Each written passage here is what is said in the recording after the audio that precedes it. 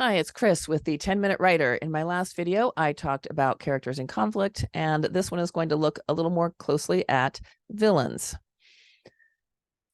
In The Eyes of Pharaoh, it's a mystery novel for middle grade students set in ancient Egypt. I had a villain that I knew about from the start. The main character is trying to find out what happened to her missing friend. And I was writing from her point of view, so I got to a point in the story where I felt like she had pursued all the logical options available to her and she was kind of stuck, which meant I was kind of stuck. But then I realized the villain knew about her, so he wouldn't be simply sitting around twiddling his thumbs waiting for her to find him. He would be actively working against her. And once I realized that and thought about things from the villain's point of view, that gave me ideas for a trap that he could set, which led into a series of great dramatic scenes and built to a big climax. So if you get stuck, you might think about what is your villain doing and make sure that they're staying active and pursuing their own goals. And of course, not every story has a big villain in the wanting to take over the world kind of sense, but a lot of books can benefit from having at least somebody who is an antagonist who is interfering with your main character. In Valley of Gems, a romantic suspense novel for grown-ups, I had a setup where this young woman finds out that the grandfather she never knew has left a will that will give his estate to whichever of his grandchildren finds this treasure that he has hidden, with a series of clues leading to it. And she has not known any of her half siblings because her father had a different family. So they're kind of antagonistic about her. They're all competing for the same inheritance. And that had a lot of fun elements in that setup. But for extra drama, I added a bad guy, her half sister's husband, who is just somebody who is going to go to more extreme lengths to try to stop the main character from getting to this treasure. So you might think about whether you can add a villain or take a character who maybe not that villainous and make them more villainous. And you can have more than one antagonist in a book as well, of course. So in What We Found, it's a romantic mystery. And the setup is that it opens with this young woman in her first job after college, goes for a walk in the woods with her high school crush, and they find a dead body. It turns out that this woman has been murdered. So the main story is her trying to figure out how the woman was murdered and deal with the murderer.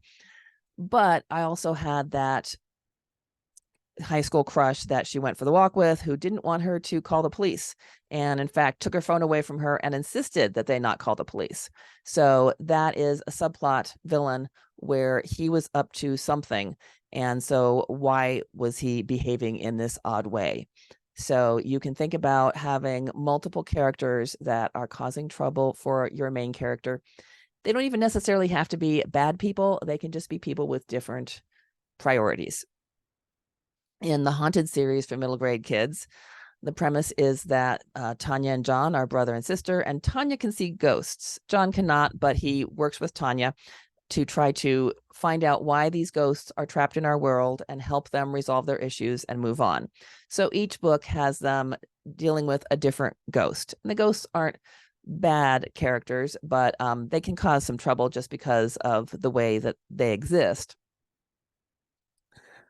But in the first book, I also had a minor character. The kids are traveling with their mother and stepfather's ghost hunter TV show, and they don't want anybody else to know that Tanya can see ghosts because they're afraid of how people will treat that ability.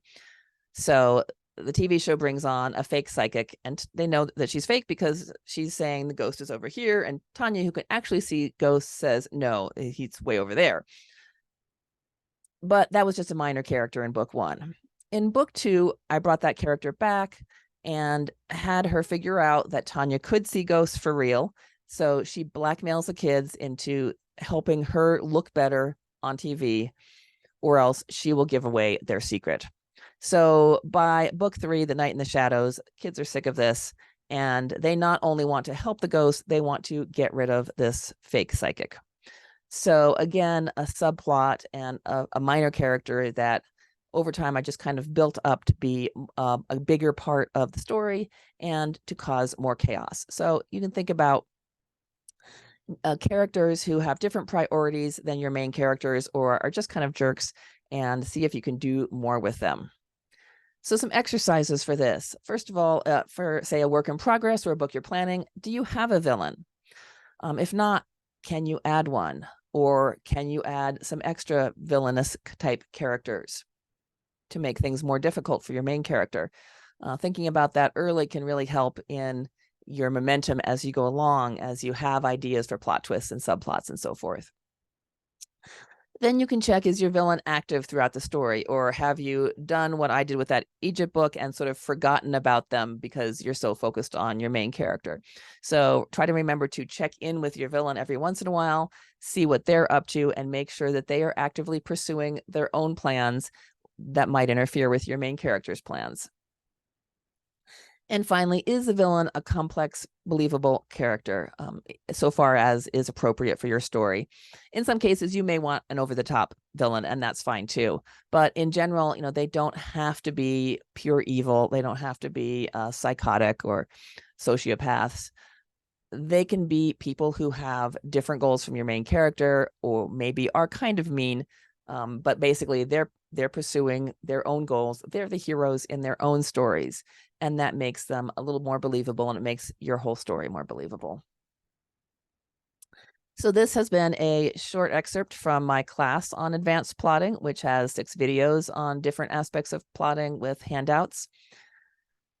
And if you want to learn more about the class or my developmental editing services, you can look at my chrisebach.com website and go to the For Writers tab.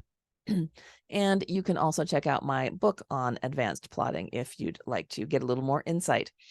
I will be back next time with some thoughts on secondary characters who are not necessarily villainous people. So until then, write well.